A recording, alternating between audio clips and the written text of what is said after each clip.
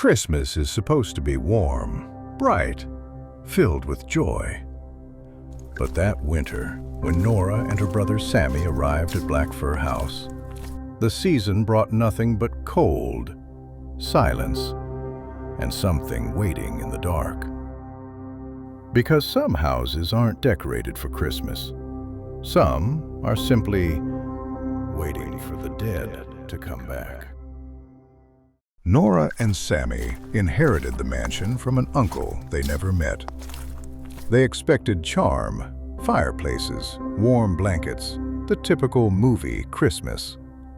Instead, they found a soaked forest, bare trees, and a house that felt like it had been holding its breath for decades.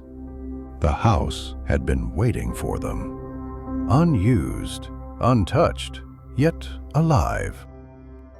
Caretakers couldn't last a night. You don't get it. This house doesn't let people leave. And when they left, no one dared return.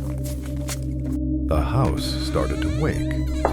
Footsteps in empty corridors. Dragging sounds in the attic. Whispers behind closed doors. Even the Christmas lights they hung flickered wildly every night at the same hour. Sami didn't believe in ghosts.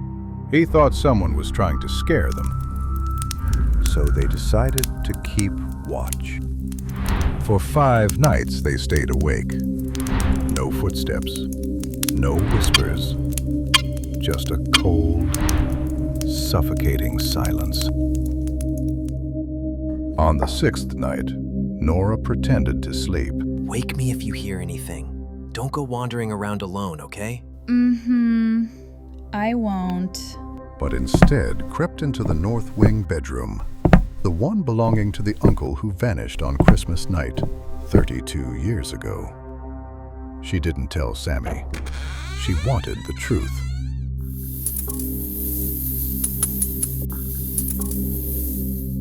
Around 1:14 a.m., Nora woke to a strange glow. Moonlight spilled across the floor, like something was pulling it into the room. Then, she heard it. Footsteps, heavy, steady. The doorknob rattled, turned, started to open. Nora, come downstairs. Quietly. She followed, trembling. Something was already inside the house with them. They reached the old library, a room left dark the night before. A table they had never touched now sat in the middle of the room. That table, those chairs, they weren't here yesterday. Don't go near it yet. Now, a fire was blazing in the hearth. 3 candles burned bright. 2 men sat at it.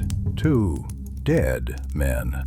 One wore velvet clothes from another era, powdered hair, lace sleeves, a jeweled ring sparkling on his little finger. Nora recognized him instantly. Her missing uncle. Uncle Elias? The man across from him moved with slow, practiced hands, dealing card after card into the pool of candlelight. They weren't speaking. They weren't breathing.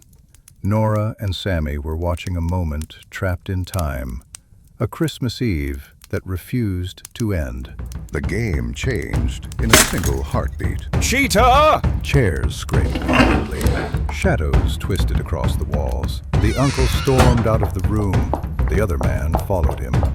And something pulled Nora and Sami after them, dragged by fear, by curiosity, by the house itself. Outside, snow was falling heavily, the first Christmas snow in years. The moon lit up the clearing behind the house. There, the uncle dropped 2 old swords in the snow and pushed one toward the other man.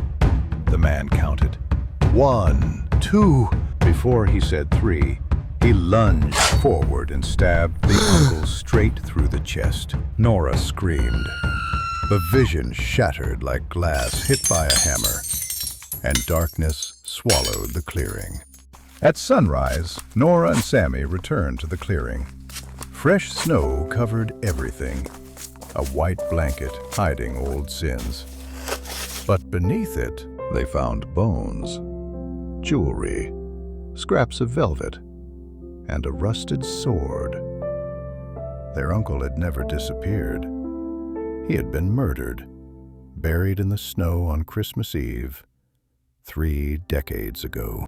When the authorities heard Nora's description of the murderer's face, one man recognized it immediately. A respected judge, a charitable old man, still alive. He quietly confessed and disappeared from the country before anyone could question him. As for Black Fir House, no one lives there now. But on Christmas Eve, locals swear they hear footsteps pacing the library floor and a voice whispering in the snow.